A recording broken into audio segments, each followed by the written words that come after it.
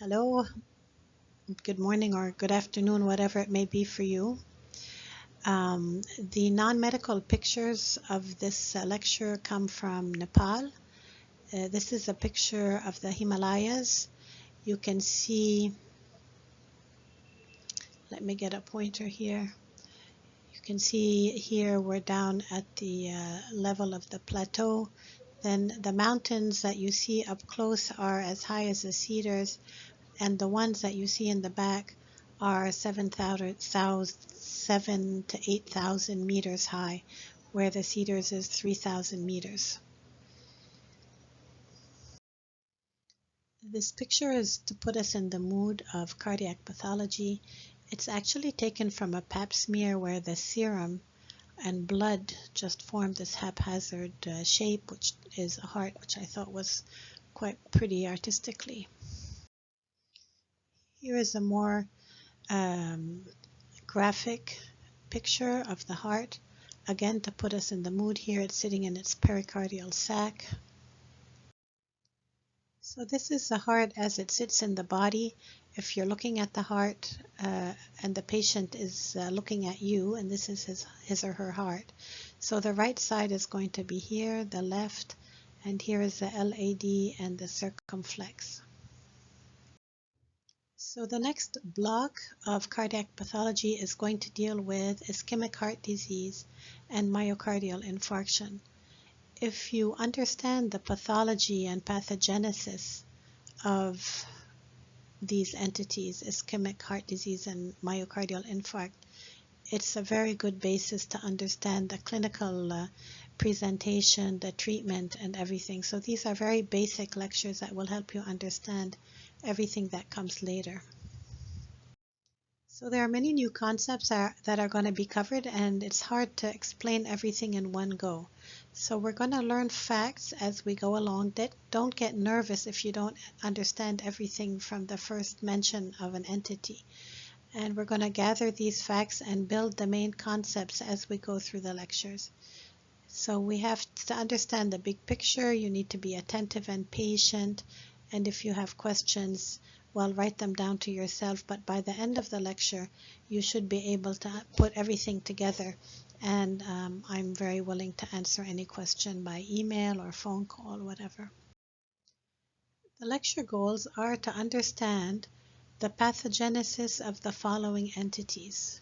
Angina, which is chest pain that comes from ischemia, and we have stable and unstable angina with completely different pathogenesis and implications and complications. The acute coronary syndromes, again, myocardial infarction, what does that mean, and chronic ischemic heart disease. So that's what we want to understand. This diagram, if you understand it in its completeness, you would have understood the whole topic. So the normal, an atheroma that's stable, a ruptured plaque, how the atheroma grows without necessarily causing infarction, a thrombus forming after acute plaque change, and complete occlusion. We're going to go over this in detail, and at the end of the lecture, you need to understand every teeny-weeny word and pathogenesis that occurs here. So we're going to start with some definitions. What is angina? Angina is chest pain, which is substernal chest discomfort, which can be constricting, squeezing, choking, or knife-like. It is a transient and reversible. It is due to transient reversible myocardial ischemia. Before the myocardium dies, when it's in its ischemic form, it is painful. So it falls short of inducing cellular necrosis that defines an infarct. Okay, so angina is chest pain brought about by ischemia to the myocardium. Once the myocardium dies, it is no longer painful and there is no longer angina. So the point being that angina is chest pain caused by ischemia to the myocardium prior to infarction. Once the muscle infarcts, it is no longer painful. And we have stable versus unstable angina. What is the difference? What is the definition of a myocardial infarction? It is death of the myocardium, myocardial necrosis due to local ischemia. So the myocytes now have died. They are no longer in the ischemic phase, but they have died. What is sudden cardiac death? Sudden cardiac death results from the arrhythmias that occur when the myocardium is ischemic. So in the first few minutes to hours after an occlusion, before there is necrosis, the myocardium becomes very electronically unstable, resulting in arrhythmias that may be fatal and results in sudden cardiac death. So again, looking at the circulation of the heart, there are two main vessels, the left main and the right coronary artery. The left main has two major branches, the left anterior descending or LAD and the circumflex. Now, what do these vessels supply? Because if you have an occlusion of, let's say, the LAD, you're going to have an infarct where the LAD normally supplies. Same for the circumflex, for the right coronary. So depending on where the occlusion is, you're going to have infarcts in different parts of the heart. So the LAD supplies the apex of the heart, the anterior left ventricle, and the anterior two-thirds of the interventricular septum. So the septum that divides the left and the right heart, the LAD sends branches into it, and you'll see it in a cross-section and in the next slide. So it gives the anterior two-thirds. The circumflex basically feeds the lateral left ventricle, while the right coronary artery supplies the entire right ventricle, the anterior and posterior. It also gives the posterior 1/2 of the left ventricular wall and the posterior 1/3 of the interventricular septum. A cross-section of the heart, the left ventricle with its thick wall, right ventricle with its thin wall. Here is the LAD and the interventricular septum. So the LAD gives the anterior 2/3 and the right coronary artery gives the posterior 1/3 of this septum. The blood supply of the heart occurs mostly in diastole when the heart is relaxed and the vessels are open, because in systole there is occlusion of the vessels. You have the epicardial arteries, which are the distributing arteries or the medium-sized arteries, and then they penetrate into the muscle of the heart with short intramural arteries. And the subendocardial zone, and we'll see where this is the most at risk for ischemia because it is the terminal zone of blood supply. Now, if you're looking at the coronary arteries for atherosclerosis, are you going to see lesions here or in the muscular wall?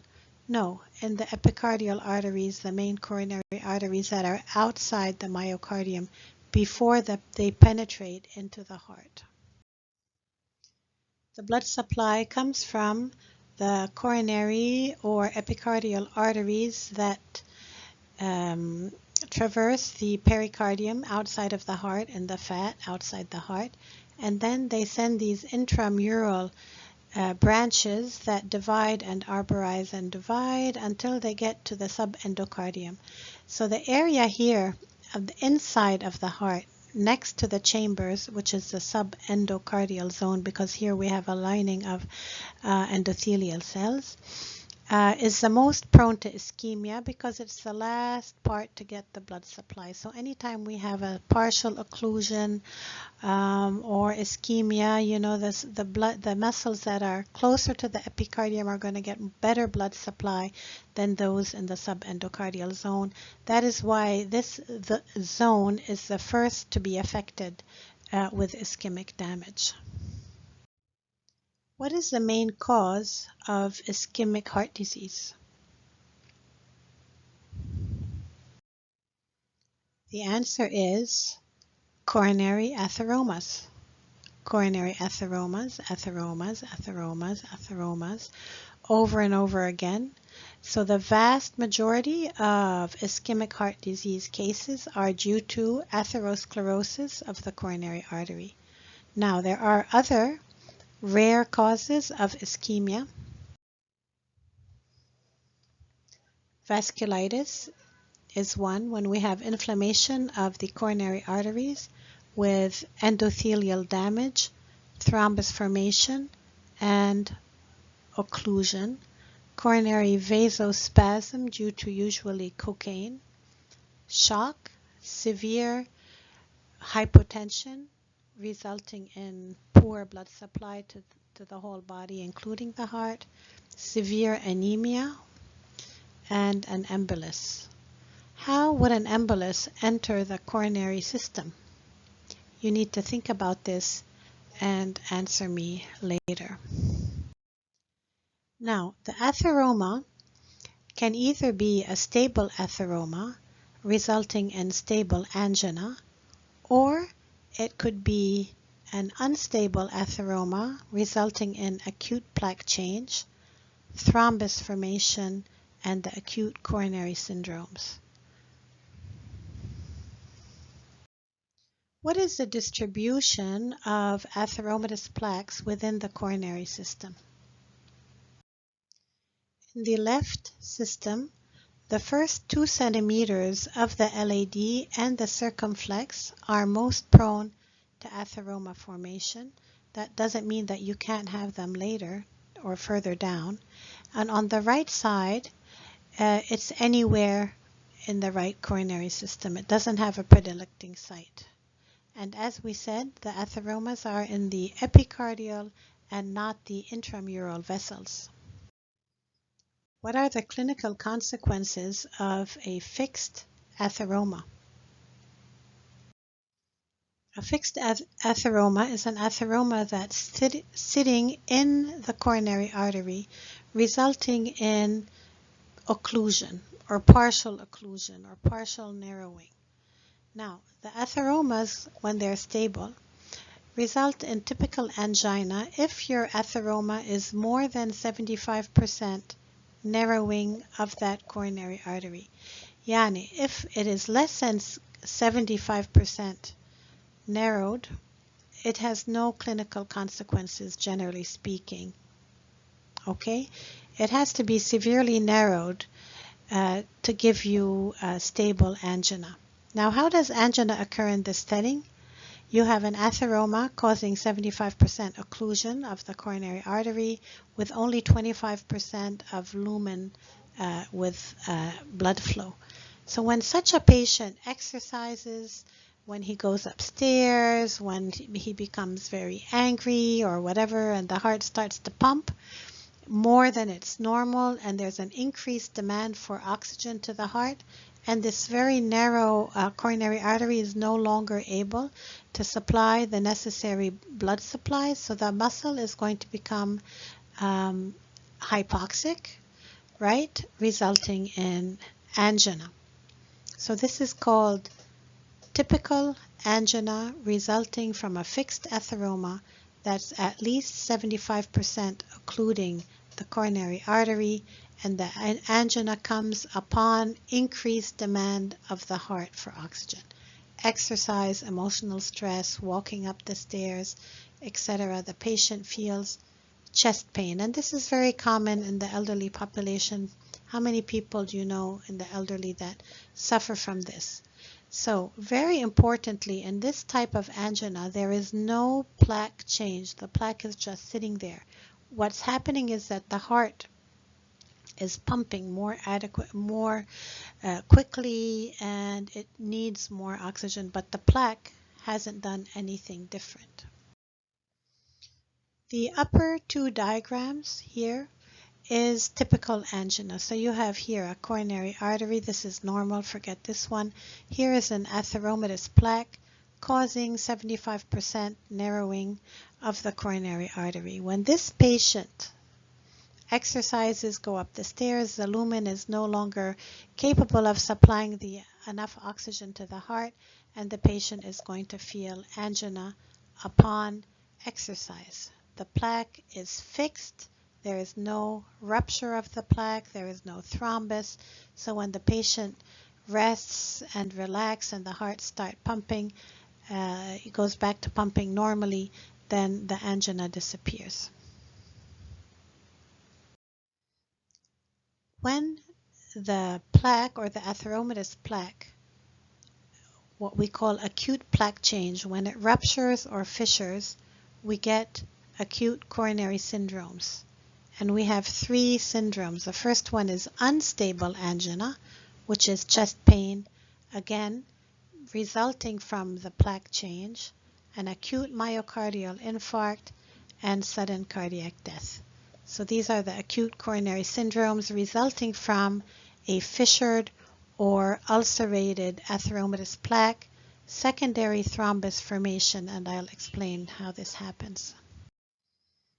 Acute plaque change occurs when a plaque is unable to withstand the mechanical stress and it ruptures. It is a catastrophic disruption leading to a thrombus, which may or may not be occlusive, resulting in very significant complications.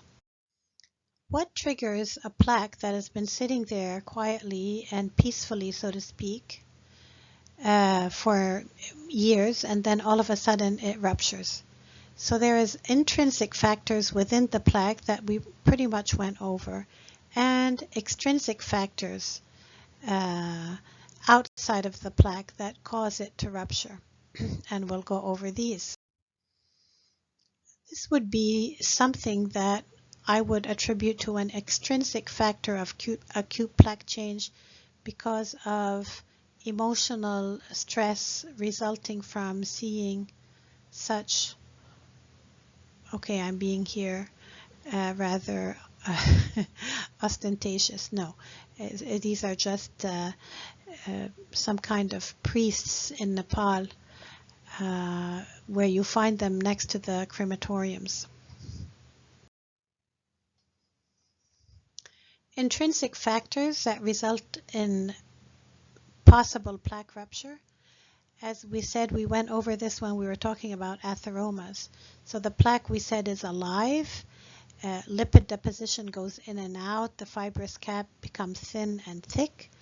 So when you have a plaque that has a large central core and a thin fibrous cap with few smooth muscle cells in the cap, numerous macrophages, a lot of metalloproteases, and calcifications, as opposed to this one, this is going to be prone to rupture. This one is less prone to rupture. So these are the intrinsic factors. So if you are a patient who has this kind of a plaque, you're worse off than a patient having this kind of a plaque.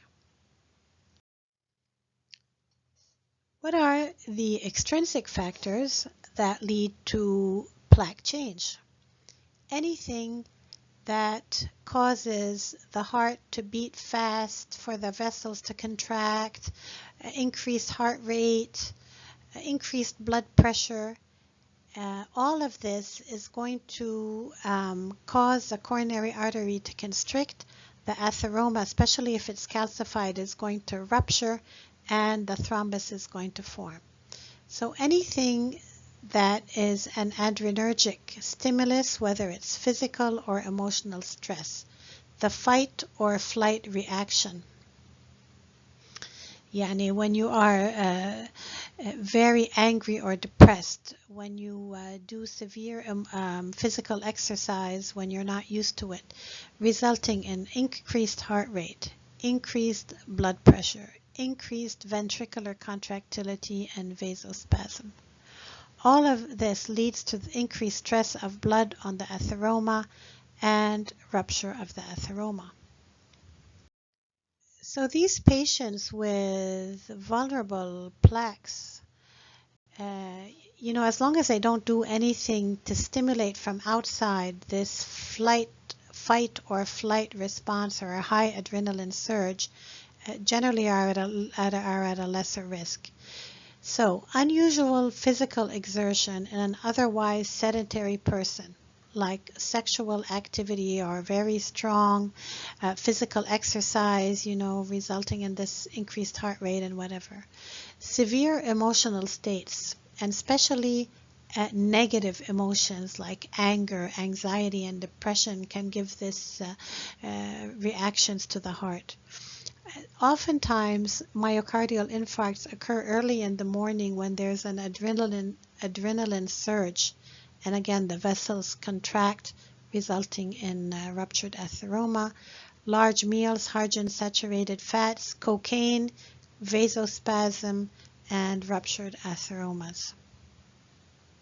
So when rupture or fissuring or erosion or ulceration of that atheroma that's been sitting there for years occurs, the platelets aggregate onto the subendothelial collagen, resulting in a thrombus formation, and this thrombus leads to the acute coronary syndromes. So the acute coronary syndromes occur only when there is rupture or fissuring of the atheroma and secondary thrombus formation within the lumen of that coronary artery. Another important concept is that the ischemic myocardium is prone to arrhythmias, and some of these arrhythmias can be fatal, and this is what results in sudden cardiac death. This is just to recapitulate that the most vulnerable part of the myocardium to ischemia is the subendocardial zone because of the nature of the blood supply, and we've already said this. So necrosis starts in the subendocardial area, but then extends to involve the entire thickness of the myocardial wall.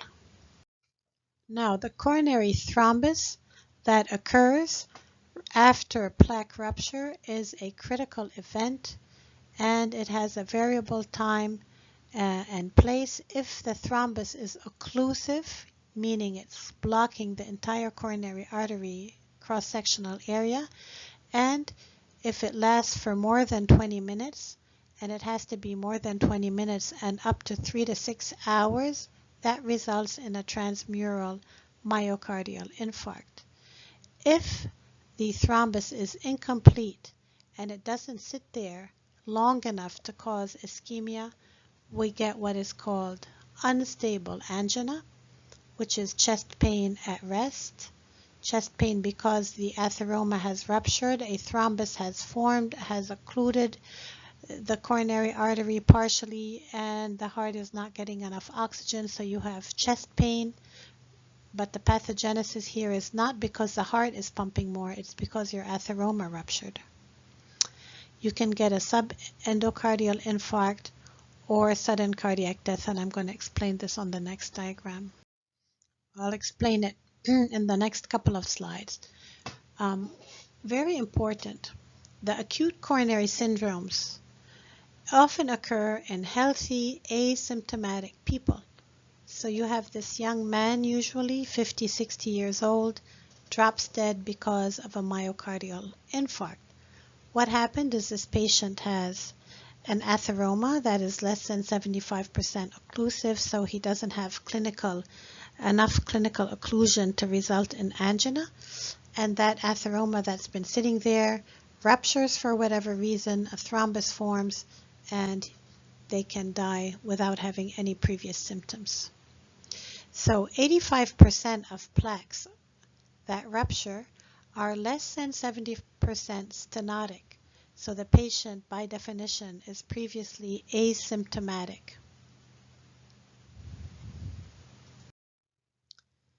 Now, the acute coronary syndromes, let me get my pointer here. The acute coronary syndromes, this is what's happening with the acute coronary syndrome. So, first you have this atheroma that's been stable, then you get plaque disruption, fissuring, disruption, mechanical disruption of the endothelial cells. The platelets aggregate and stick to the subendothelial collagen, resulting in a thrombus formation. Now let us assume that the thrombus is occlusive, completely fills the whole lumen, and sits there for 20 minutes, an hour, 2 hours, 3 hours, 6 hours, and more. So what's going to happen to the myocardium that is being fed by this coronary artery? The first thing that's going to happen is that it's going to suffer from ischemia. And because of the ischemia, there's going to be the possibility of an arrhythmia and sudden cardiac death before infarct has begun. If the patient doesn't have sudden cardiac death and the occlusion is sitting there, there is going to be a transmural myocardial infarct that starts in the subendocardial zone and extends to involve the entire thickness of the myocardium. This is acute transmural myocardial infarction or sudden death. If we look at this side, where you have also acute plaque change, you have a thrombus that is forming that is not necessarily occlusive or is not staying there for such a long time. What is this patient going to feel? First of all, also I forgot to mention here that this patient will have unstable angina. Just at the beginning of the plaque rupture and thrombus formation, he's going to have hypoxia, right? And the hypoxic myocardium is going to result in angina, which is unstable because it came from a ruptured plaque. Same on this side. So once your thrombus forms, the patient will suffer from or experience unstable angina. He may also experience sudden death because of the arrhythmia that may occur with the hypoxia. And if the thrombus is there for a shorter period of time, let's say it's there for 1 hour, you start getting a subendocardial infarct, but the entire wall hasn't yet infarcted, then you resume blood flow, so you can get a subendocardial infarct. Is this clear? So these are the acute coronary syndromes that result from plaque change. Unstable angina because of the partial occlusion or complete occlusion resulting in hypoxia to the myocardium before it infarcts. So unstable angina, sudden cardiac death, and transmural myocardial infarct. So to summarize, the acute coronary syndromes share a common pathophysiologic mechanism. What is that mechanism? What is happening before the acute coronary syndromes declare themselves? Well, the answer is acute plaque change.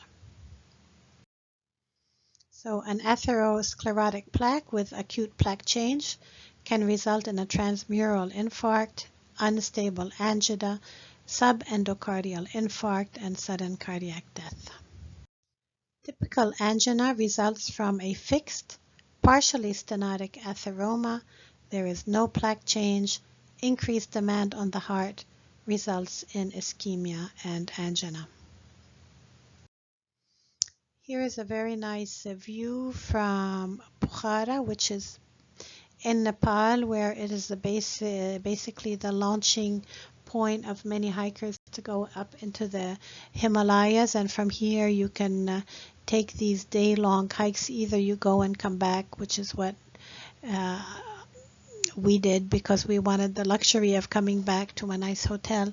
Otherwise, you can keep going up and up into the Himalayas, where it becomes more and more desolate, challenging, and life-threatening, I would say. Myocardial infarction, death of the myocardial tissue. That's what we're going to discuss. Question mark. Here's a picture showing you death of the myocardium. Here is the heart cut in cross-section. Of course, it's a gross image of the left ventricle here and the right ventricle. It depends if you're looking at this section from the bottom or from the top. So left and right can flip, doesn't really matter. But we have an infarct here, which is involving the interventricular septum and part of the left ventricular wall. So this heart muscle is dead, irreversible death. And here you can see a microscopic image of the myocytes which have undergone coagulation necrosis, dead. What about the patient? The patient may also die along with his myocardial death or may survive, and it depends on many different factors, and we're going to follow all of these changes. Here we can see a patient who hasn't died with his MI and is enjoying the Roshi with a rainbow. Now, we're going to look at transmural versus subendocardial infarcts, but we're really much more interested in the transmural infarct. The subendocardial infarct we'll discuss minimally towards the end of the lecture, but most myocardial infarcts are the transmural infarct. This is a common infarct. The pathogenesis of transmural infarcts is as follows. It's in this diagram that we discussed extensively before. You start with a vessel, a coronary artery with an atheroma that has undergone acute plaque change, endothelial disruption, platelet aggregation, blockage, complete blockage of the coronary artery by a secondary thrombus, which takes a few minutes to form, and the thrombus is totally occlusive and sits there for a long enough time, beyond 20 minutes, beyond an hour, beyond 6 hours, causing complete death of the myocardium fed by this coronary artery. And this is the pathway of an acute transmural myocardial infarct. So it results from an acute plaque change or disruption. The thrombus is occlusive and prolonged up to 6 hours. The infarct involves the myocardium, which is in the distribution of that coronary artery. So if it's a LAD, it's going to be the apex, the anterior left ventricular wall. If it's in the right coronary artery, also the left circumflex. So depending which vessel is occluded, the muscle served by that vessel is going to be infarcted.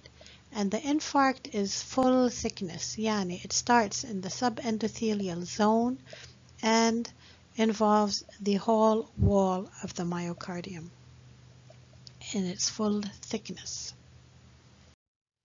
So here we're looking at the LAD with an atheroma that ruptured, a thrombus that's occlusive and sat there long enough to cause the infarct. The infarcted area here is depicted by the rim, which is where the vessel is feeding, so it's the apex.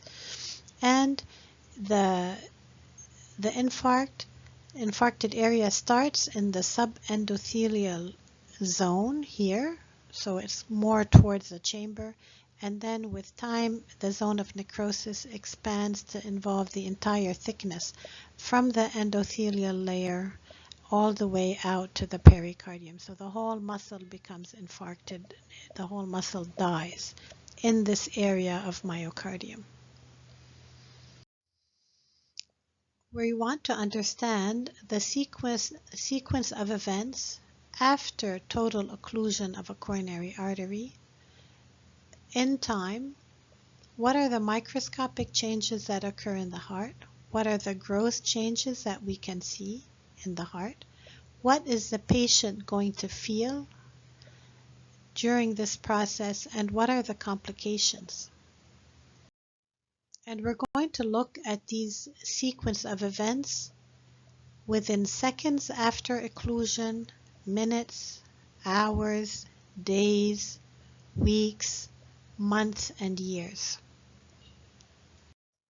So let's say we have a patient with a vulnerable atheroma,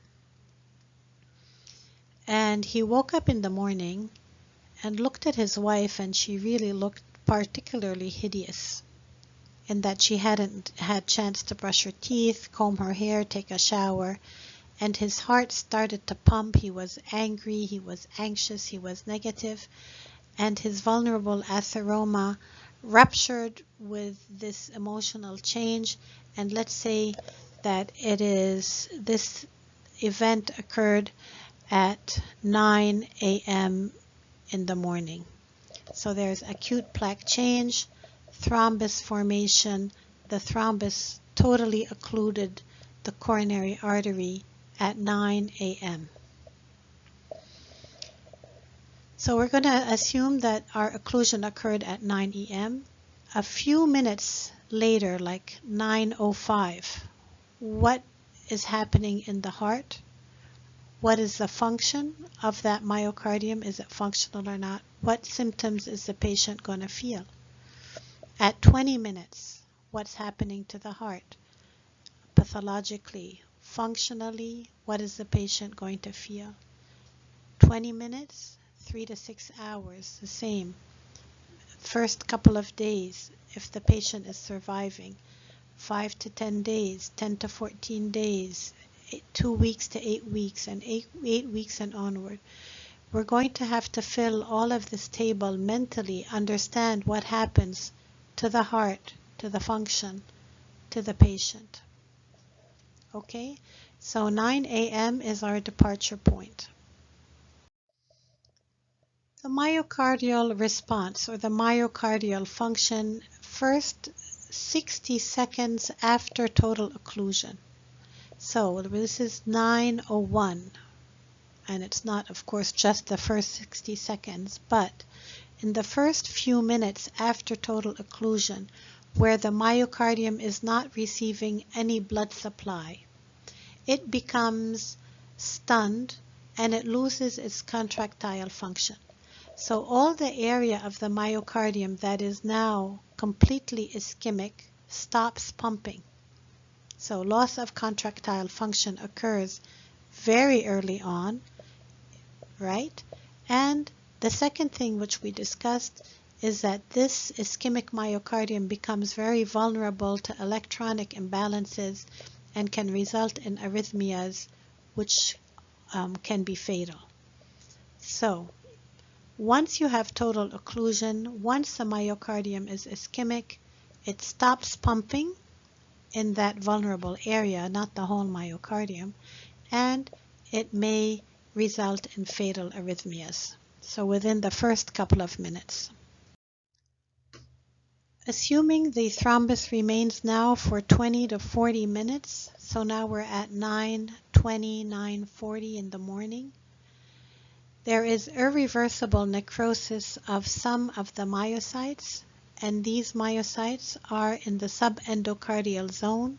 So we start having an infarct or death of the myocardium, necrosis of the myocardial cells in the subendocardial zone, which starts at 20 minutes of total occlusion. So before the 20 minutes, even though the myocardial cells are ischemic, but they are reversibly, the damage is reversible. If at 20 minutes and beyond, the myocardium starts to infarct, the cells start to die, and it's irreversible.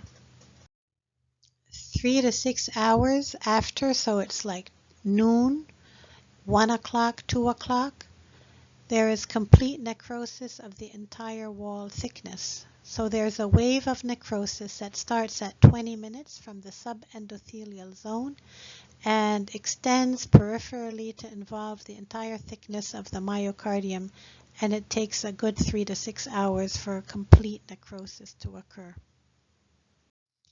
Now let's assume that there is restoration of blood flow before 9:20.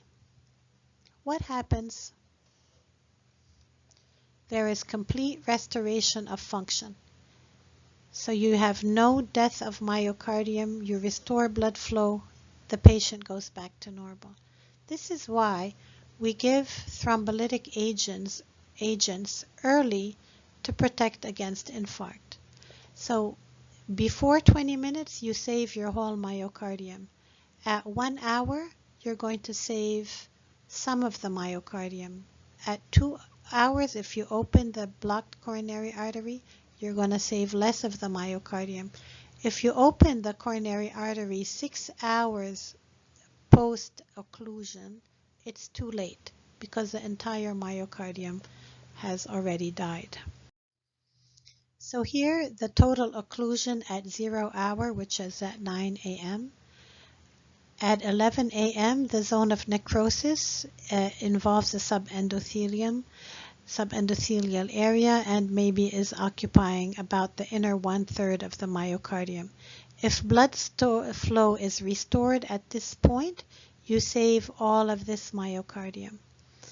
At 24 hours, you have the zone of necrosis is complete, and if you reopen it, it's too late. The whole myocardium is dead. Now, once you have a myocardial infarct, death of the myocardial tissue has occurred, then what happens to this dead myocardium? The necrotic area is replaced by a fibrous scar, and this is a process that takes 8 weeks to be complete. So you have the necrosis, which is infiltrated by inflammatory cells, acute inflammation, then followed by chronic inflammation. The macrophages go in and they eat up all the dead tissue, all the dead myocardium. Then you have granulation tissue, which is blood vessels and fibroblasts, which line themselves up at the periphery of the infarcted area between the healthy myocardium and the dead myocardium, and this granulation tissue grows into the infarcted area, and the fibroblasts deposit collagen and resulting in a fibrous scar. So the infarcted area dies, it undergoes inflammatory changes, macrophages eating up the dead, fibrous tissue growing in from the outside and replaced by a fibrous scar.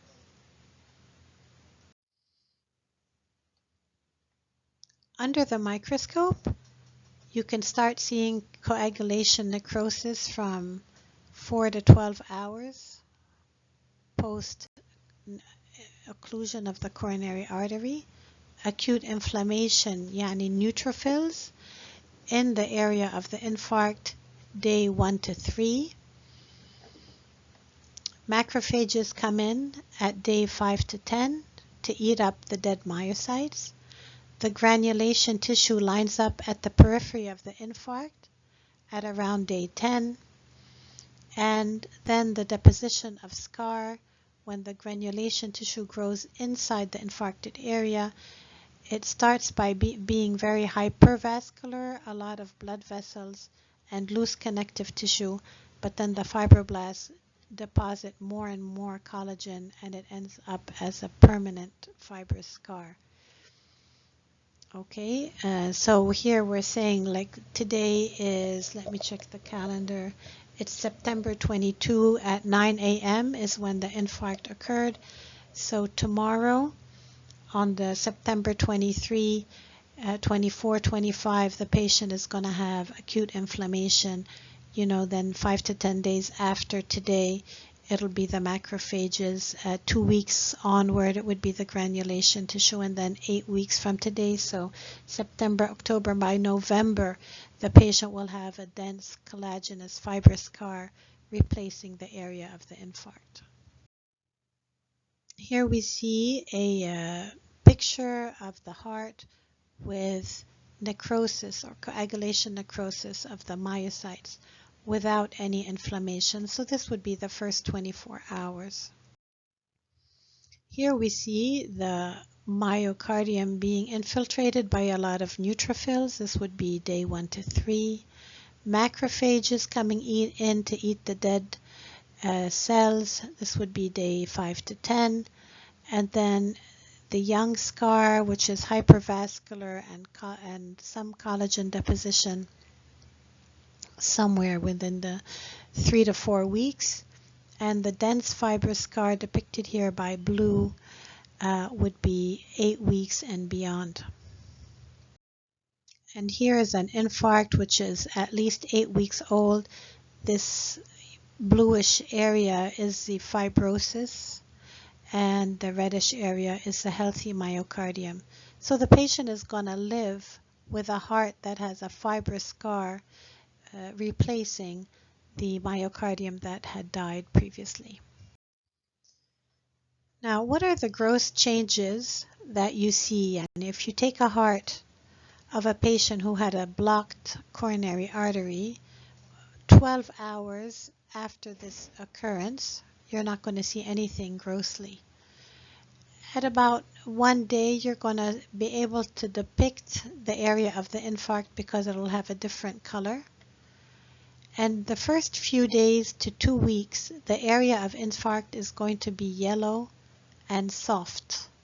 Why is it yellow and soft? It's like pus because it's made up of dead myocytes, neutrophils, macrophages, and it's just a soft yellow gooey kind of thing. And then 10 days to 2 weeks after the occlusion, you're going to see a red rim around the infarct. This red rim is the vasculature or the granulation tissue lining up at the periphery to start replacing the infarcted area with a fibrous scar. And then 6 to 8 weeks after, you're going to see a firm fibrous scar in the area of the infarct. Here we see an infarct, a transmural infarct, with a central yellow area and a red rim. The central yellow area is the necrotic myocytes with inflammatory cells, and the red rim is the granulation tissue, the vascular vessels and fibroblasts lining up to start going in and replacing this tissue by a scar. So this, if you looked at this image, you could estimate that the infarct is 10 to 14 days old because you have the granulation tissue here at the periphery. Here is an infarct of a similar age. It involves the anterior wall of the left ventricle and the anterior two-thirds of the interventricular septum. You can see this yellow, soft, necrotic center and a hyperemic red rim, which also puts it around day 10 to 14. Here is a heart with an old infarct. So this white fibrous scar is a healed myocardial infarct, which is 8 weeks at least, or could be years old. And here is a younger infarct, just necrotic myocardium without a hyperemic zone, so it should be anywhere younger than 10 days to 14 days. Now, do we care about the changes occurring in the myocardium post-infarction? Do we care that there's acute inflammation, macrophages, granulation tissue, fibrous scar? Does the patient care? Putting the question in another context, how does an infarct in the heart differ from one in the kidney or the spleen? It's the same process. If you have an infarct of the kidney or the spleen or the heart, they all undergo the same changes: coagulation necrosis, acute inflammation, chronic inflammation, fibrosis. Well, there's a big difference between the heart and the kidney spleen. So the heart is pumping, there's a lot of things that can go wrong in the heart, while in the kidney and spleen we don't really care what's happening with the infarct. So morphologically, infarcts are the same, and they undergo the same sequence of healing as in the heart. However, the consequences are much different. Who cares what happens to an infarct in the kidney as it goes from necrosis to acute inflammation, macrophages, there are no consequences. While in the heart there are many consequences, and we're going to see what they are. Here is a Nepalese gentleman thinking about the consequences of healing infarctions. Do you think that during this process of the healing infarct, is the myocardium susceptible to rupture? And if so, at what point will the myocardium be most vulnerable? Would it be day 1, day 5, 3 weeks, 12 weeks? Here we see a heart with an infarct and rupture. The myocardium here has ruptured, the free wall of the ventricle has ruptured, and the blood gushes out into the pericardium and causes death of the patient. So when is the heart muscle at its weakest? And I'm going to tell you it's between day 3, 4, day 10, 12, 14. So at this point, the myocardium is just made up of dead heart muscle, inflammatory cells, macrophages, and there is nothing to hold it together mechanically. So it's very soft, and mechanically it can just rupture, break open, and result in fatal hemorrhage. After this time, when the granulation tissue starts to build up around it, and when the fibroblasts start to grow back into this dead area, the area becomes stronger and stronger with the deposition of collagen, and the risk of rupture becomes less and less.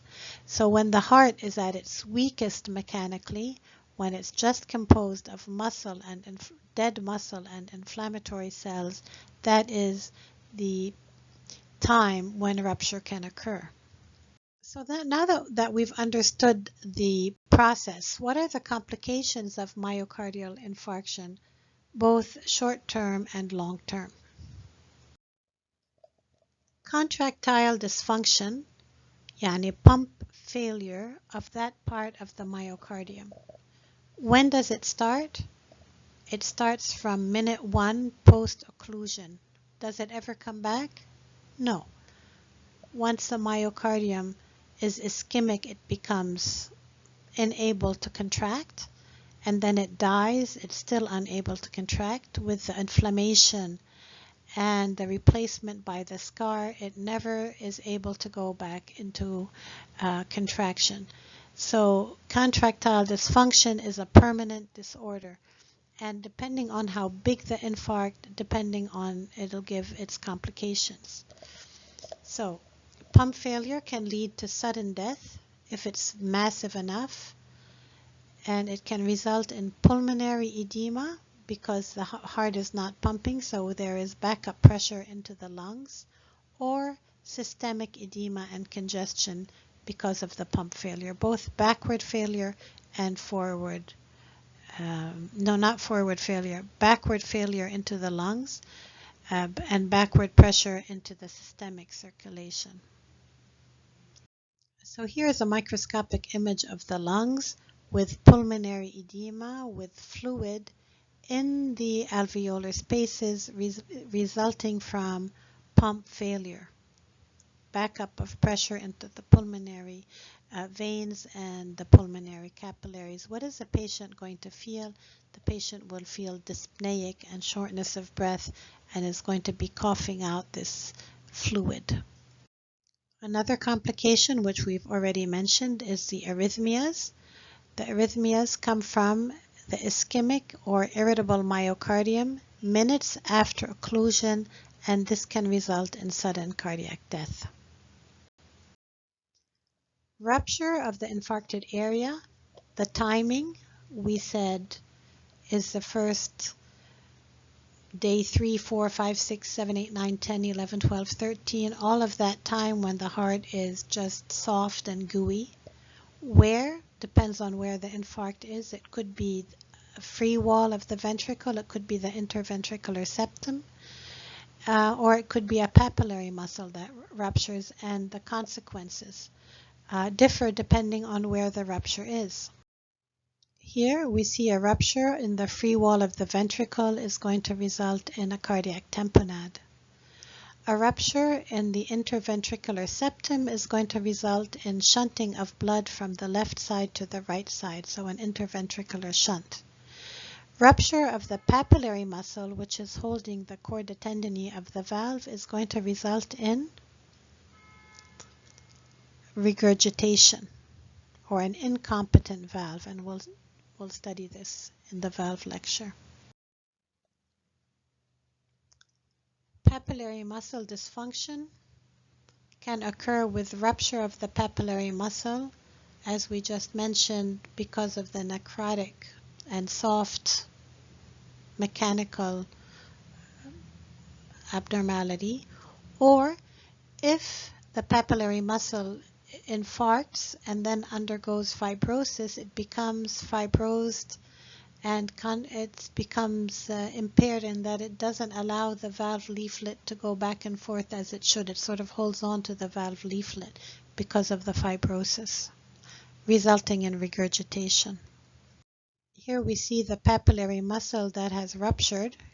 It's disconnected, and so the leaflet, instead of closing normally, is going to allow blood to regurgitate back into the atrium. Another complication is a mural thrombus inside the ventricle. This occurs in 25% of cases post-myocardial infarct, and the seriousness of this condition is that pieces of the thrombus can break off and embolize into the systemic circulation. So here we see a thrombus sitting on the wall of the left ventricle. The infarct is underneath it. Because of the infarct, the endothelium here is disrupted and there is loss of contractility. So platelets within the chamber adhere to the subendothelial collagen and form this thrombus. Now it's a mural thrombus because the chamber is large. It's not an occlusive thrombus, but pieces of it can break off, and where are they going to go? They're going to go out the aortic valve, out the aorta, into the systemic circulation, to the brain, to the legs, to the abdomen, causing infarcts distally. Another complication, which is not very serious, is pericarditis. It's an inflammatory pericarditis where the inflammation involving the muscle extends out into the pericardium. So it's just a sterile, acute, and chronic inflammation which resolves on its own and is of little clinical consequence. And this is what it would look like grossly. You can see the pericardium is sort of dull and granular because of inflammation that has extended from the myocardium out into the pericardium. Lastly is a ventricular aneurysm or outpouching of the infarcted myocardium. This is usually a late complication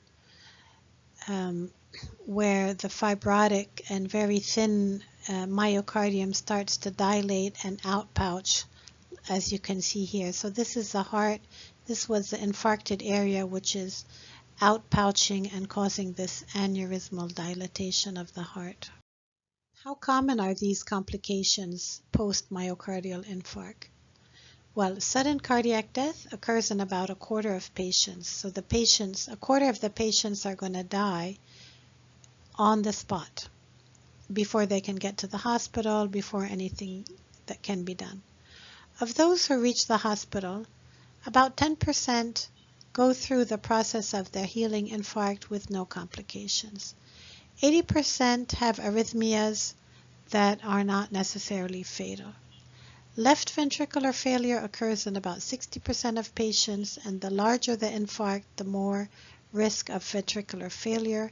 Rupture of the myocardium, whether it's at the wall, the septum, or the papillary muscle, occurs in 6%. and thromboembolus of the mural thrombus in about 25%. This table summarizes everything we've discussed so far on myocardial infarct and time. For example, and we're here again back to the 9 a.m., few minutes after, let's say 9:05. If you look at the heart, you're not going to see anything, neither any necrosis, nothing, because the myocardium here is still reversible. It's ischemic, but it hasn't had time to infarct. But the function is loss of contractility, there's pump failure immediately, and arrhythmias with possible sudden death. At 20 minutes, we start having subendocardial infarcts. We can also have arrhythmias and pump failure. The patient is going to experience angina here because there is hypoxia. From 20 minutes to 3 to 6 hours, there is a wave of necrosis involving the subendocardium all the way through to the entire myocardial thickness.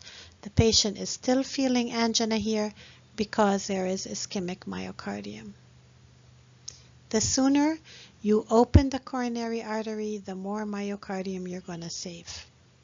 So you have 6 hours to save some myocardium. After that, it's too late. Day 1 to 3, acute inflammation, pericarditis, and we have the possibility of a mural thrombus.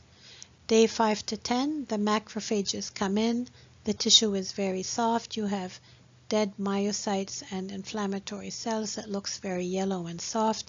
Here is maximum risk of rupture. You can have rupture a little bit before, a little bit after.